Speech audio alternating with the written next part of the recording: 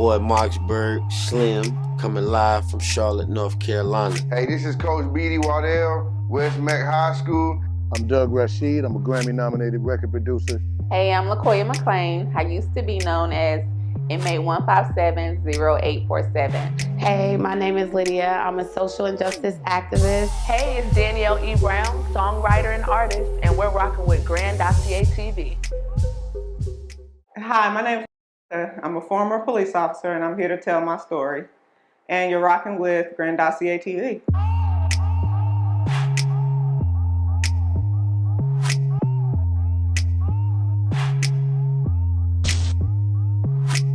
Welcome back to another great show on Grandosiá TV, where I'm here with my friend Miss.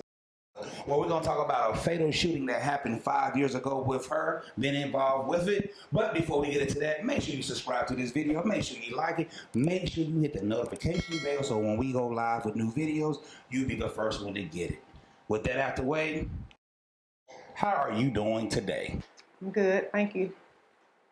Well, like we said in the beginning of the intro, we are going to talk about a fatal shooting that happened. But before we get into that, I see that on January 2012, you crossed over to be part of the Blue. With everything that's going on in society, we always want to know what's the ins and outs of a police officer, especially through the minds of an African American, either male or female. So my question to you is, when you sign up to be a police officer, carry the badge to protect and serve, what was going through your mind? What were you trying to do for the community that you were serving? I became a police officer because I was actually working as a dispatcher for 2 different police agencies. So actually 6 different police agencies, but 2 main ones. And I would always have an issue with not knowing the end result of calls. So you take these 911 calls, madness is happening in the background, and the police officers get there and then it's quiet. And the only thing you hear is, you know, if mayhem happens because they got into a chase, if they have to close the channel because there's some kind of situation going on which they need the airways clear, or they're good and they'll just say, you know, 10-4, we're fine. And you never know what happened. So I had an issue not having that closure of what was going on, where I'm sending these officers in situations potentially to their death. Mm-hmm. But I also kept having dreams about being a police officer. So I felt like that was God's way of letting me know that that's what my calling was. Gotcha. And believe it or not, I applied to be a police officer 3 different times for 2 different agencies. And it just so happened when I said, okay, this is the last time I'm going to apply, mm-hmm. I got the call to come interview and knocked it out of the park. Gotcha. So you interviewed for the job. You received a call back that you have the job. What was training like? What was the situation like? How are police officers trained? Because we always got this thing, well, they always got to shoot people here. Why can't they shoot them in the leg? What is the training? Some people say, well, you got the good old boys still in there, and they say shoot them till the clip is empty. Everybody got this their own thing in their mind what training is like being a police officer. From when you was there, what was it like for you? Especially being a female as well, what was it like? Yeah, so first of all, the process to actually get hired, it takes about 6 months. You have to go through all of these psychological examinations. You have to take lie detector tests. You also have to get medically cleared before you can actually become a police officer. So once you go through all of that and you end up getting sworn in, mm-hmm. you go to rookie school if you haven't already. My agency took me through rookie school. Rookie school is hell because it's almost like being in the military. You are very regimented. You wear, a certain uniform. You can't be late ever. You have to pass every test with a certain grade. And at the end of the week, you literally have a test where you're reading chapters and chapters and chapters of laws, materials, and you have to pass every single week. Gotcha. And then you get into your physical training that you're also doing. And then you have courses that you have to pass. So you have to pass a driving course, which is extremely hard. I think some of them are on YouTube. You can actually look up the serpentine course and precision course. but you have to pass it without hitting cones within a certain amount of time. You also have to do a shooting course. Okay. And that's basically, of course, you have to qualify by staying within a certain range with a certain amount of bullets. And you also have to do like live courses where you're running through and different props are coming up and you got to hit different targets during the daytime and the nighttime just to make sure your night shooting is also as accurate as your day shooting. Oh, wow. You gotta qualify with a shotgun, which was not my favorite thing to do. That kickback had to be tough. Yeah. But we also had to get gassed because we have to know what the implications of using gas on someone else is. Mm-hmm. So we have to go through the gas, take our mask off, and continue walking through it. And then you also have to do what's called an 8-minute fight. So during that fight, you have to run like a half a mile or a quarter of a mile. Mm-hmm. And then you come right in, you fight with the aspartame, you're fighting somebody that's in a padded suit, you're fighting a dummy, you're hitting a punching bag, and then you still have to have the wind to tell somebody to turn around, put their hands behind their back. Yeah. So they make sure you get as winded as you can so that you can still have the endurance to arrest someone. Yeah. Gotcha. You said a lot right there. That was great. But let's harp on this psychological part of things. Some people say, well, we've been seeing in the news, you know, was that person psychologically able to do his job? Or was he just a mean person? Was he a killer? Is that test like super hard with the psychological part of it? Or is it something that's like a breeze that you can just get by real quick? So I feel like it's a generic psychological exam. Mm-hmm. But I understand the point of it because if somebody's really crazy, they're going to fail it. Okay. Yeah, if somebody's really crazy, they're going to fail it. Now, if they're a sociopath or a psychopath, you know, one of those personality traits where they blend in well with people, then I think they'll be able to slide through. Mm-hmm. But I really don't think that's where you catch the bad police officers. That's not where you catch bad people. With some of them, all you have to do is talk to them for a little bit, and you'll learn everything you need. Yeah. I think that you know, they should also do a personality profile with people before they hire them to be a police officer. That's okay. Because learning if someone was introverted or extroverted, learning, you know, how somebody grew up. If they grew up in like rural Georgia, you don't need to put them in the middle of downtown Charlotte or somewhere like that to patrol because they're not going to be used to the clientele that's there, you know? Right. But I don't feel like the psychological examination is enough to really catch some of the issues we have. I do know that being a police officer changes you. It changed me. Mm-hmm. It changed all the guys that I know that work there. Now, when you say change, mm-hmm. let's talk about this word. Obama introduced this word to us back in 2008. Change for the better or change for the worse? Because it seemed like some guys who was nothing in school or nothing in life get a badge. Mm-hmm. Now all this Superman hero power come to them like they are the big stuff on the block and can't nobody say nothing to them. That's what it looked like from the outside looking in. Yeah. Because I done heard people say, you take that badge off, man, I'll whoop your butt. Then they be like, you know, nah, I can't do that. You know what I'm saying? Because there's plenty of cops like, bro, you take that badge off, I'll bust your head in. That badge protects you. So when you say change, what do you mean by change? Okay, so there are people that have that type A personality going into policing. Mm-hmm. And I feel like it can be problematic. Mm-hmm. But you got to think about it this way. I work night shift, so 7 p.m. to 7 a.m. Mm-hmm. I would run 20 calls a night because where I work is busy. We're not a huge city, but we're big enough and don't have the amount of officers that a big city would have. Gotcha. So 20 calls a night, 15 out of those 20 calls, somebody mad. So they're going to take it out on you. They're going to fuss at you. They're going to cuss at you. Mm-hmm. They're not going to like you automatically just because you rolled up in a black and white or whatever color car. Mm-hmm. And you deal with that all day. So most people don't have the wherewithal to deal with one person getting in their face and cussing them out. That's true. How do you deal with 15 with the badge holding you back from being able to do what you actually would do. Gotcha. So some of these guys, yeah, they all macho and they all bad when they get a badge on, and then they're pansies when you take it off. True. But some people actually really are pretty bad, then the badge is keeping them from doing what they could do. Gotcha. It's more of a, we didn't have body cameras when I was policing, or we weren't all required to wear it. But I still feel like we all knew what our boundaries were. I mean, let's be clear. A girl spit on me, but because there was an audience, I couldn't punch her in the face. And because that's what I really wanted to do. And she was way bigger than me. I'm a big girl. She had 2 inches on me, probably 50 pounds on me. But I couldn't do anything because I had an audience and I was a police officer, and I couldn't do what I really would have done. Gotcha. There's no way I would have let somebody spit on me. Pretty much in my face. It went here. And me not do something. So, you're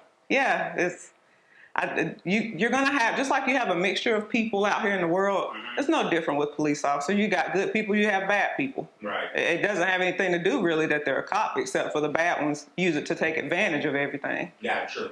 So, like, you got some bad narcotics cops that take advantage of the money that come in because you're not making a lot of money. Absolutely. I do think it's a disgrace that you have to have education to be at certain police units, but they're not going to pay you for anything unless you really climb up, and still detectives, in my mind, from what I hear, don't really make the money they should make. Yeah. But do you agree or disagree with some of the things that you have seen on the TV screens since you came off the police force? As far as news or movies, like what do you? As far as like things been happening in the news with some of the, just like the dude who got shot he got tased and shot down at the Wendy's in Georgia. Everybody know about the case up in was it Minneapolis? George Floyd. Yeah. Then you had the other guy, Orlando Castillo, who was sitting in the car and he got shot. I talk to some police officers, and we always get the ones that say, well, what was they doing for that person to do this? As an ex-cop, I get it when cops tell me we don't know the whole story, but just looking at it from the outside in, because I know it's two tells to a story. Yeah. Did you agree with it, or did you change your mind? Did you wrestle about it? Because I'm trying to understand, what do cops think about certain things? Yeah. So with all the video that's out there now, it's pretty evident when something is justified and when it isn't. It's evident when you're in a situation where the public is watching you and somebody's telling you that they're dying pretty much. It's evident, especially when you have other officers around you, that you need to change your approach. I mean, I've been on calls where an officer pulled his taser out to tase someone, and all of us said, no, don't do it. So, I mean, the officers that are there have a responsibility as well to make sure certain things don't happen, because it's a person's life. Right.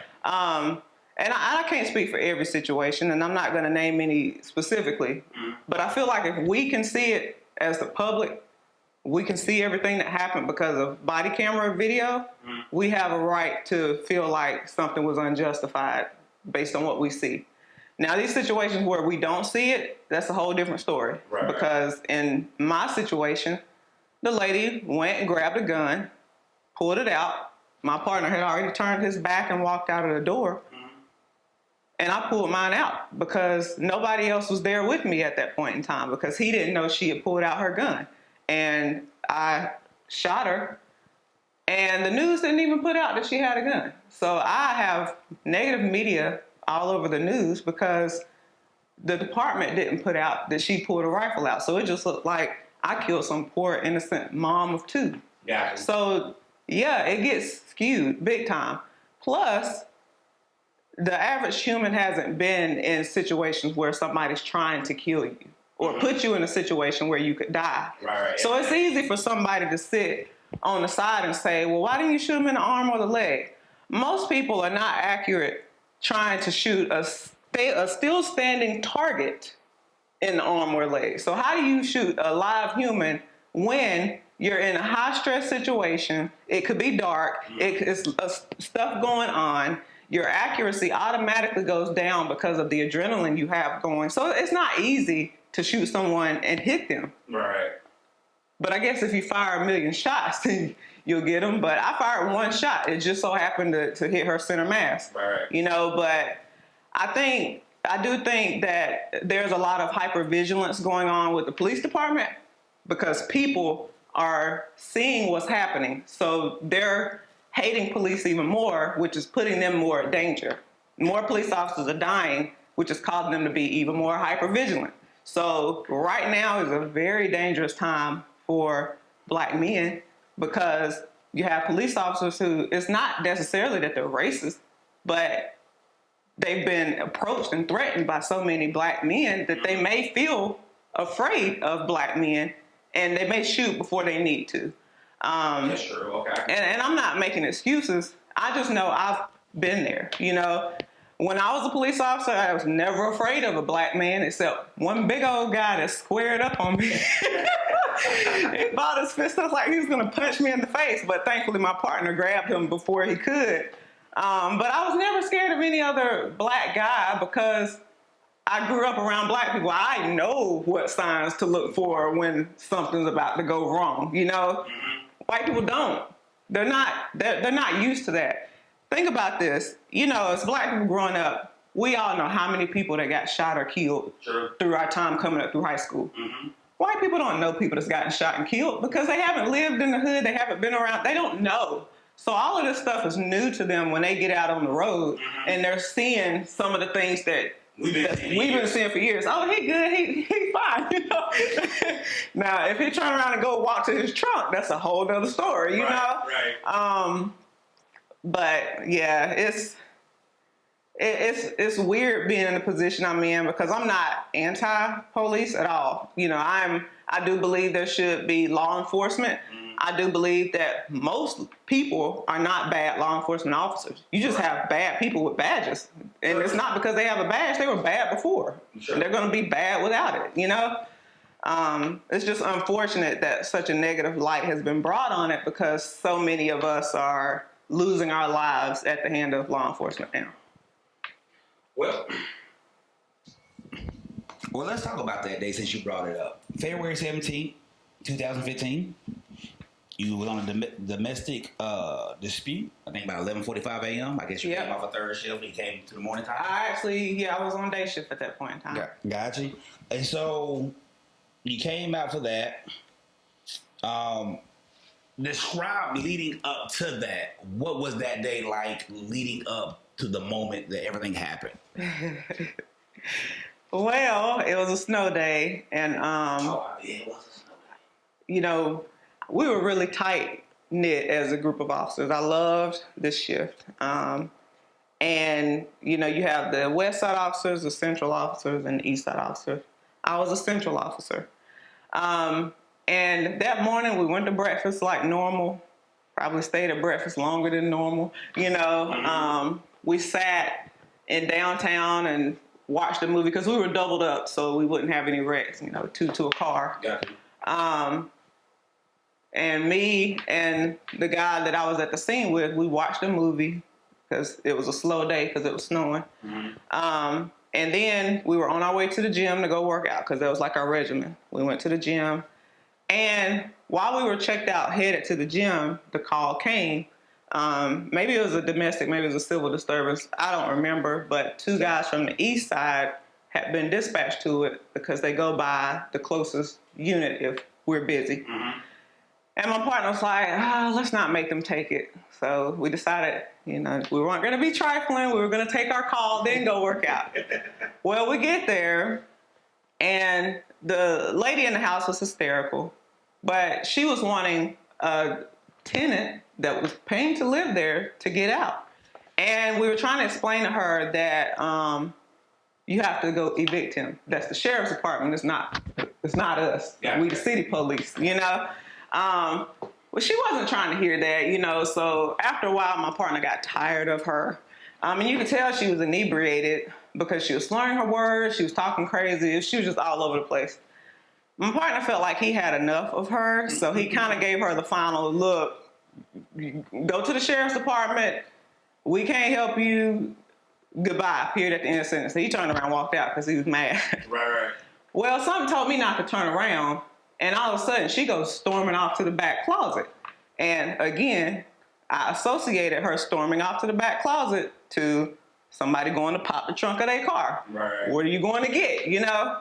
So she comes out with a long gun, and I'm not a gun enthusiast, you know, I love a pistol, but I don't know anything about, you know, other weapons besides a shotgun. Right. So she just pulled out this long gun, and my automatic reaction was, you know, I pulled out my weapon and I said, put the gun down now, put it down now. And I kept yelling that to her, and she wouldn't put it down. She just kept like pushing it towards me, like she was trying to protest me or something. I didn't know what she was doing, Right. but at any point she could turn it and pop me, you know?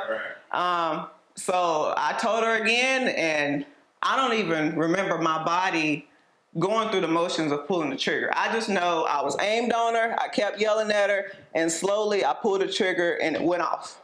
And I remember when it hit her, she was like, ah, like she couldn't believe I shot her. Mm-hmm. But she had enough wherewithal to put the rifle down on the table, and then she fell.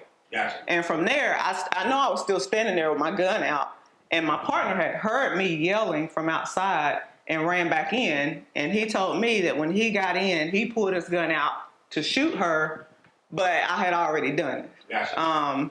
So he went into autopilot. He started calling over the radio. I holstered my gun. He secured the gun that she had, got the other two guys that were in the house out of the way, and then he just came and wrapped me in a bear hug. And next thing you know, everybody started swarming in. And I know my first thought after it happened was, oh my God, I'm going to jail. I just shot somebody, you know? Right. But then I started remembering there was a gun, and then I saw the gun, and I was like, she pulled a gun out on me. You know, it's like I had to rationalize what happened, because it's like I wasn't there anymore, you know? And then for some reason I felt like I needed to see her, so I walked around. Because you, as a police officer, if you have to hurt somebody, you're supposed to try to give them some kind of life-saving effort. You're supposed to try to do CPR. You're supposed to, you know, which is also a reason why some of these, you know, shootings are bad, or some of these ways that they're killing people is bad. They're not trying to render any kind of help or aid. You know, if I pepper spray somebody, I have to go get the water and the stuff to wipe. Yeah, I have to clean them out before I take them to the jail, you know. If I tase somebody, I have to make sure that they're okay. But I went and I saw her, and I saw the blood, and I saw her breathing, and I couldn't do it. I started crying, and somebody, I think the ambulance and all of them came in by that time. So I remember getting put in the car, and I remember being taken back to the station, and it just all felt like a dream. Like, the police department made me as comfortable as they absolutely could. They kept people away from me. I had to quarantine away from the guy that was there with me, so that, well, more like isolate myself from him, so that we couldn't compare stories before. You go talk to somebody. Yeah. And they did the same thing for the guys that were in the house. Everybody that was in the house, two other men, her boyfriend and the one they wanted to kick out. Everybody got separated so that the detectives could interview us separately. Now, was it any hostile? Why did you do it? What was No, not at all. As a matter of fact, they get an attorney to come represent the police department. Mm-hmm. So it was a very calm, light conversation. I didn't get interrogated. I just had to tell what happened. Got it. What about the people that lived there? Did they say anything? The people that lived there had to go through the same thing, but the crazy thing is the guy that was her boyfriend lied and said that she never had a gun. Even though it was there and taken for evidence, he tried to say that, I don't remember if she had already put the gun down or what he tried to say, but it was basically a lie. Right. And because of his lie being conflicting with the rest of our stories, I had to do a walkthrough for the DA and basically replay what happened. Now, there were 2 other shootings that happened within a month of mine, and none of those other officers had to go back and replay the scene. But I literally had to go back with the SBI, the State Bureau of Investigation, with the same gun and act out not only the part of me, but I had to act out of the part of the person that I shot. So I had to do everything she did when she got shot, put the gun down. I had to do all of that. And of course, it was justified. There were witnesses at the church across the street who saw my partner come out of the house and then run back in because they were sledding at the church, next door. So, I mean, the evidence showed that I was justified. It's just this guy was trying to lie his way out of it. And I found out later that the lady was part of the KKK. So, yeah. Because it was stuff out in the media, man, about that whole thing. Mentioning that as well, what you just said later, that it was more of a hate thing, that you knew this woman was part of something of a hate organization. Not at all. And, you wanted to get back. It was a lot of crazy things before I actually knew it was you as well. When I heard it was your name, I said, really? Because I never knew you wanted to be a police officer. Yeah. You know what I'm saying? So I was like, man, that's tough right there. And I hate to ask this question. I really do, because I think we should move. I ain't gonna say move on from it, but it's America. Do you think any of that, by you going back to play it through for the you said SBI, do you think any of that was due to that you are a black female? Or do you think that was just something they did for you at that time? I don't think me having to do that was because I was a black female. I do think that them not putting out that she had a gun had to do with me being a black female. But this is why. With the other two shootings, it was right around the time when the Mike Brown and Eric Garner stuff happened. So I think the department was hypersensitive about making sure that they knew that there was a weapon, that the public knew that there was a weapon involved, so that scrutiny wouldn't come to Gastonia. So I think they figured that, well, because a black woman has had to shoot a white woman, nobody would really, it wouldn't get attention, you know? So I don't think it was a malicious omission. My understanding was, maybe the PIO or the public information officer didn't have all the information and they just wanted to hurry up and get the story out before it leaked. Yeah. So I think that they rushed to put it out, not realizing that it would come back, and of course it come back to hurt me, because I went through a very dark depression because of some of the stuff I saw. And I was able to discipline myself and not look at it for a while, but you're sitting at home for weeks and weeks and weeks on administrative leave. How did that go? How was administrative leave for you? How was that? It was torture because I actually liked being a police officer. I didn't like everything about it, but it was a fun job, It was fun just because you get to do cool training. You get to meet some of the funniest and craziest people you've ever seen. You cannot make up real life when I tell you it's hilarious, but it's also very, very sad because you have to be there for people's tragedies, and you have to take people's freedom away from them. But it was hard. I was wanting to get back on the road. I was anxious. I didn't understand why it was taking so long for them to say it was justified. And I just had all kind of fears, like, am I going to get fired? Am I going to go to jail? What am I going to do? I was bored. Was it with pay? Yeah, absolutely. And I felt alone because all the other guys that went through this, they had a significant other to be home with them, and all I had were, my two children who were basically not with me because I was dealing with the stuff. So they would stay with my parents a lot or whatever. So it was hard. It was very hard. So, coming off administrative leave, what made you say, it's not going to do it no more? Okay. I never came off administrative leave. What happened was a guy I used to work the beat with, used to work the hood with, is what I call it. Mm-hmm. He reached out to me and he was like, are you tired of being a police officer yet? And by this time, I was, because I didn't like not knowing. Nobody would give me an answer. Mm-hmm. It's because they couldn't. I know that now, but in my emotions, I didn't know that. But I said, yeah. And so I applied for the job at the institution I went to and ended up getting it and turned in my 2-week notice.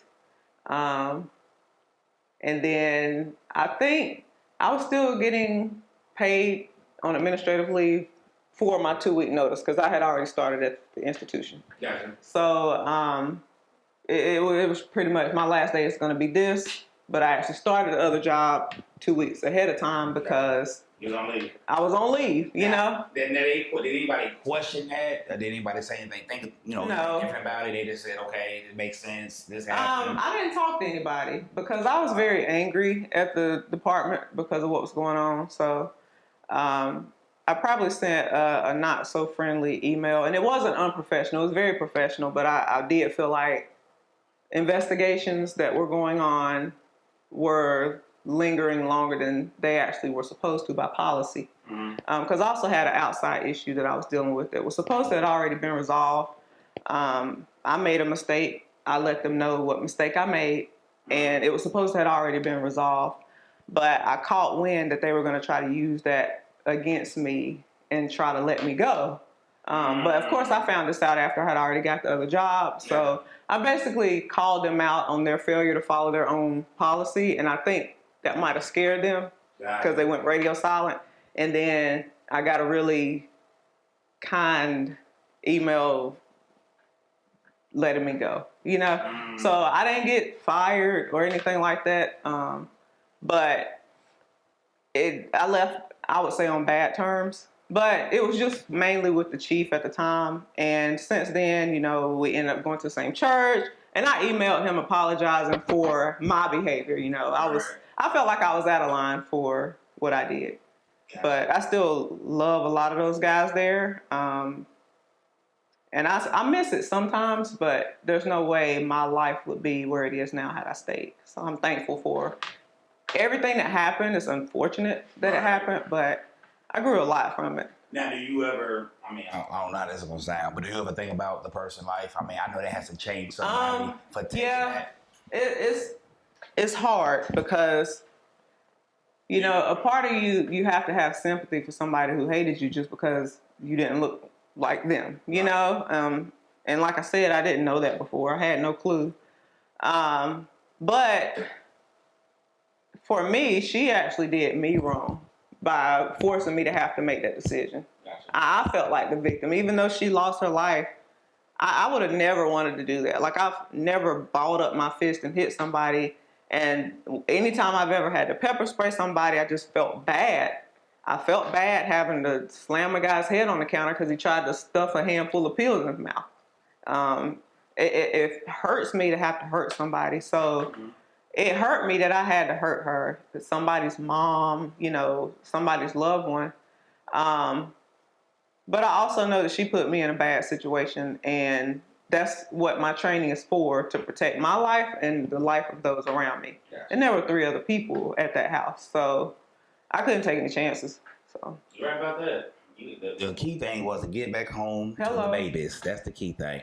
Well, you said once all that happened, you said on the leave you was in a state of depression. How was that? What really helped you come out of it? I know your kids was gone with your parents, but what was that like for you though? Have you ever been depressed before that? I had, but it was probably over some guy. Right. And this had to be different in your life and your job's in limbo. At this age, really sure. Yeah, at this age, guy stuff don't matter. Like, I don't even. Right. But I never had been to this level of depression because I was angry and I was hyper vigilant, and I felt like the world was against me. Gotcha. And I would say that I guess part of it resolved on its own. I went to counseling, but I felt like the counselors were just so intrigued by, oh, you were a police officer, you know, instead of actually understanding how I felt with everything that happened, you know. I think I'm better now. I'm still hyper vigilant. Like, if I see a situation that don't look good, I'm out. I don't carry a gun. I will carry a weapon, but It took a long time for me to go back to the shooting range, and I can still shoot. But it was hard, and I feel like if I have a weapon, it's too easy for me to resort to it again because I'm hyper vigilant. So any situation can make me feel like somebody's going to do something to me, and I don't want to actually take somebody's life when I could have seen the situation incorrectly. Because in the court of law, it goes by the totality of the circumstances. So every factor that's going on, whether it's sunny day, snowy day, dark outside, light outside, the possibility that there could have been a weapon that was being pulled, all of that is taken into consideration in the court of law. And I don't want to take any chances. Now, will I keep something in my house? Absolutely. Yeah. But actually carrying it out, no, I had to resort to a different type of weapon to protect myself and my kids. You know, you've always been an athlete since I've known you. And then working out with the police, do you still keep up those same type of workouts just to keep yourself in shape, going, just in case something happen? I do now. I got slack probably for about 2 years because I had surgery and all that stuff. But I'm back to where I was, I would say, as a police officer. Because you have to be able to be outside at the club and deal with having to fight people, wrangle people. You know, sometimes the club get out and people start fighting. You have to be able to have the endurance to deal with that. Right. You know, it's 8 officers and it's 100 people. You have to be able to run with the K9. So I've had to run through the K9 for a good 40 minutes. Try doing that through the woods and all that police equipment on a rainy day. When I tell you, it gasses you. But I keep myself in shape now so that I can protect us. Like, I can't protect somebody if I can't fight them off, and if I can't breathe. So. Got you. Now, not going back to her, because I don't want to harp on the situation, but do you ever think in your head, what could I have done differently? Do you say, you know what, it was justified, I did what I did, moving forward? I would have felt like an idiot doing something differently, because being an officer in a situation that's very dangerous and not doing what you're supposed to do can get me in trouble because I'm putting other people's lives in danger. So imagine she pulled out her gun, I didn't pull out mine, she shot somebody in the house. I'm liable for that person's life. Gotcha. I'm liable for every person's life around. I'm liable for every bullet that comes out of her gun, and I'm liable for every bullet that comes out of mine. Gotcha. So if I shoot somebody, the bullet goes through and through and hits somebody else, guess what? I'm liable for both of their lives. Gotcha. And if they end up firing off a shot because I didn't do what I was supposed to do, and it goes and hits somebody across the street sitting in a church, it's my fault. It's my liability. So that's another thing that people don't understand with policing. Sometimes you have to make decisions to save the public. Yeah. But every situation is different, and I can't sit here and judge what should have and should not have happened. I feel like I ruffled feathers early on when I was so pro-police because I was still a cop, you know? And I knew that situations happened that, you know, people might not have seen. So I know I ruffled family members' feathers. Me and my mom fell out because we had different views on it. My mom probably couldn't stand me when I was a police officer because I was angry. All the rest of the police officers were angry. You just become an angry person. You know, you change. Like I said, you start off happy-go-lucky and excited to be a police officer, and then 3 years later, you're a miserable old woman or old man because you have to deal not only with the brass, but with people. It's like nobody gives you a break. Gotcha. Yeah. So you have kids. If they say, "Mommy, I want to be a police officer," especially not in this day and age, it's not worth it to go be a new police officer this day and age. I 100% understand the guys who have been doing it and staying in it because they're vested. They have their retirement. They have their friends. Once they become a police officer, pretty much their whole life revolves around that job and the people that they did it with, you know? Right. And there's no closer bond that you'll have with someone than somebody that you're saving their life, they're saving your life. You get in situations where you build that tight bond because this person is responsible for making sure you go home. True. You know? But I'm sorry, I forgot what the question was. Well, you let your kids be on police Oh, force? no. You said no already. Not in this day and age, just because policing just don't have a good rap. And then people are gunning for police officers, not just black people, all colors, all races of people hate the police now. Right. So way worse than before. Before it was just F the police. Now it's kill the police. Exactly.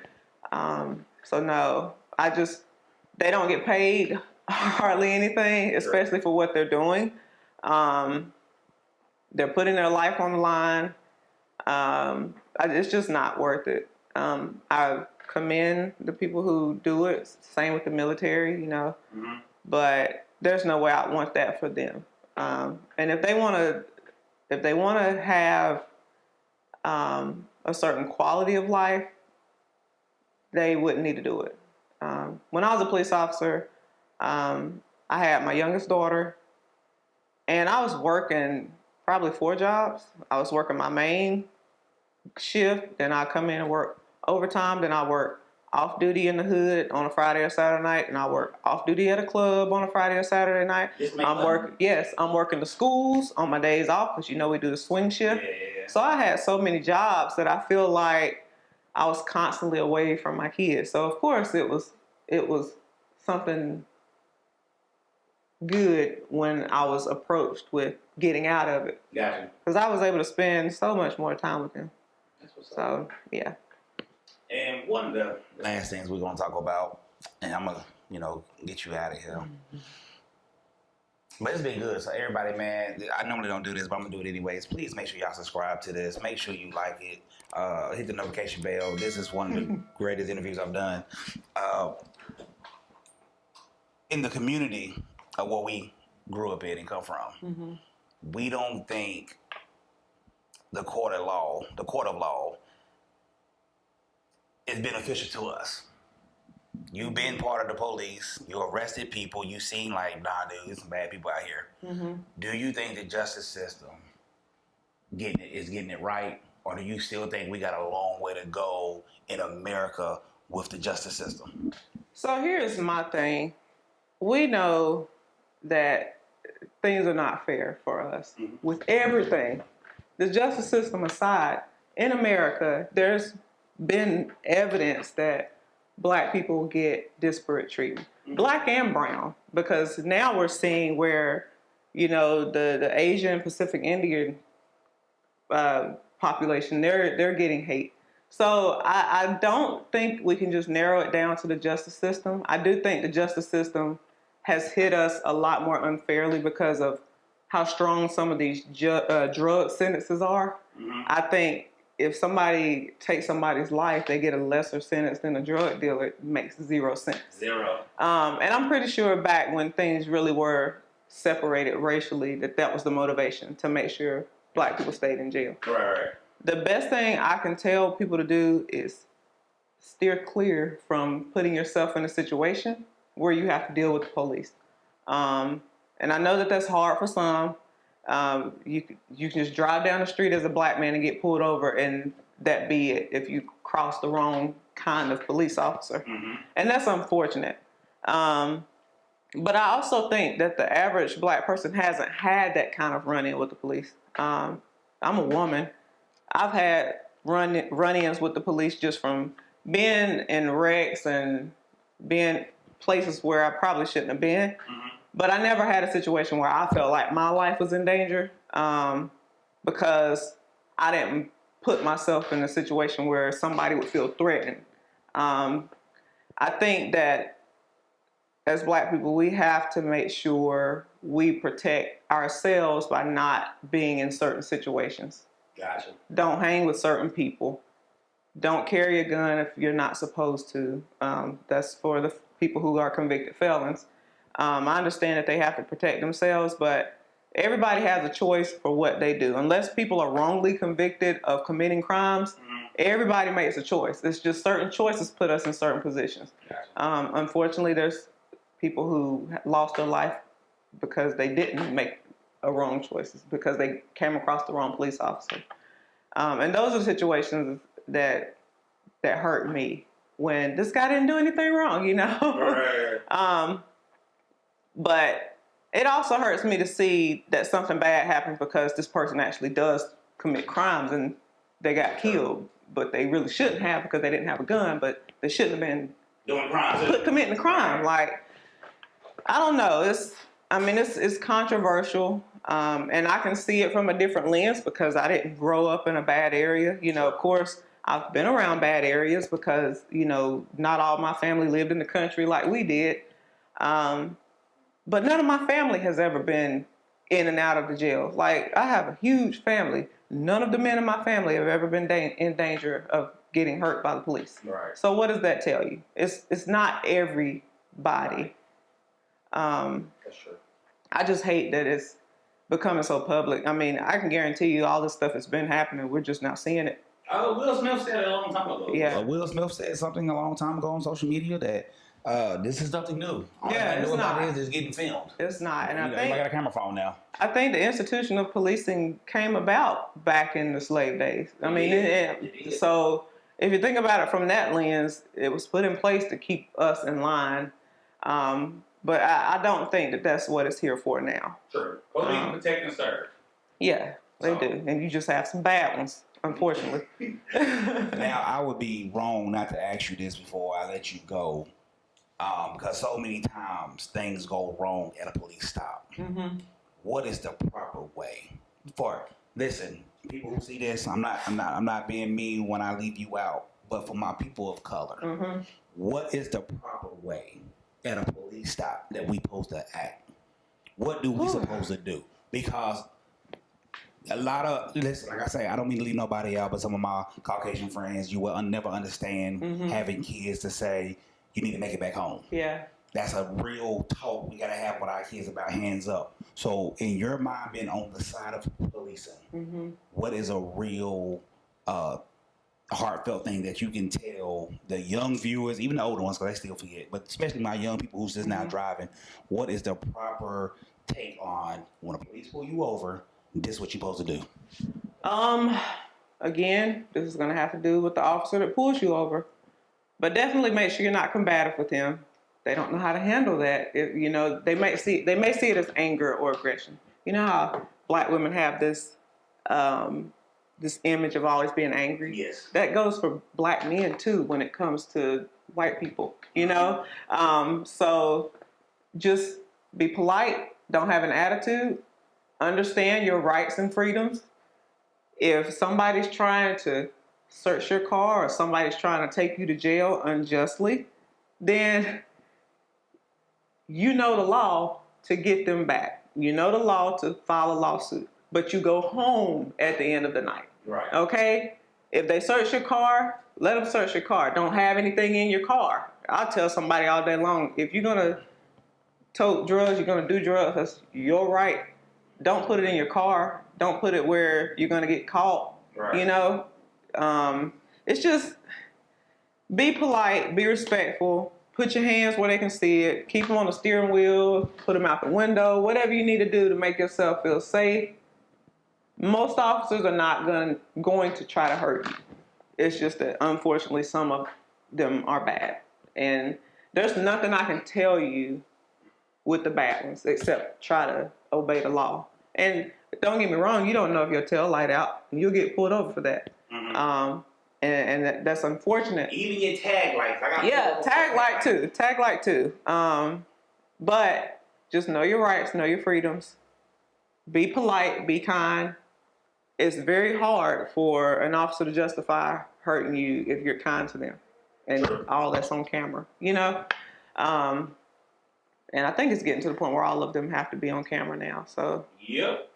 I mean, that's the most I can say, because unfortunately there are some that are just bad, and there's nothing we can do about that but just try to stay away from them. Well, with that being said, we thank you here at Grandosiá TV for coming by and giving our knowledge, giving us your story of what happened on that February 17th day back in 2015. Make sure everybody subscribe to this channel, like this video, hit the notification bell so all new updates that we have here at Grandosiá, you will receive them. And with that being said, we are out.